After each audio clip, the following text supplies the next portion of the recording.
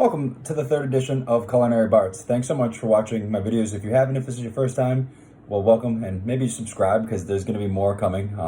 I'm going to start with root beer, but then kind of venture off into the universe of snacks, food, whatever really comes across my table. So today, I figured I'd do a lunch break review, and I got something different. My brother, he went on that trip down to Rhode Island last weekend, and he got me a bunch, so there's going to be a few that are going to be mentioned here, so thank you, Tyler.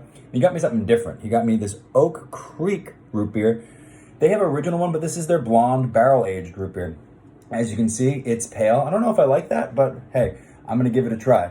So they're out of Redding, California. They're a newer brand, and the cool thing about them is why it's called Oak Creek is they barrel age all of their root beers for at least 1 year on their side. They said they tip it. I said they tip the root beer world upside down, but actually on its side because it is it's aged in oak barrels for at least 1 year on their side. It's small batch, and they're trying to pay homage to the original soda fountain creations of the 50s. Like I said, there's two types. There's the original vintage root beer, and then there's this blonde root beer. So I wanted to give it a try.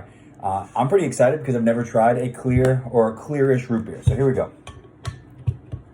I love that, again, we got a 2.5. So one thing I noticed, there wasn't much carbonation in this. I just took it off. It wasn't a screw top, but it was a, you know, you need an opener to open it. So let's see.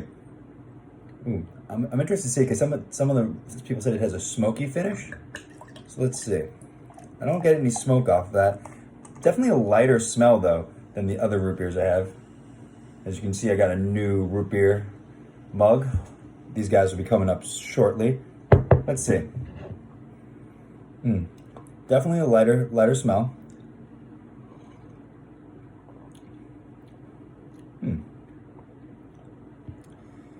I like it.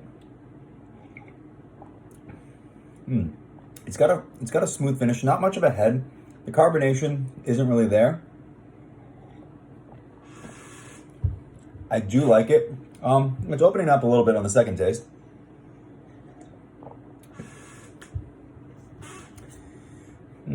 Yeah, I like it. I think that doesn't have the biggest, wow factor to it.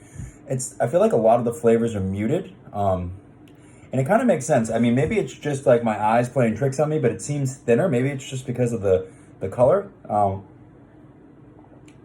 But I think it's a quality product. I don't dislike it. I think the flavors are there. I'm getting some caramel notes in there, a little bit of allspice, not too much wintergreen, which I like. I still think that Daddy's was a little bit more Dad's root beer was a little bit more complex, so it's going to be a notch below that.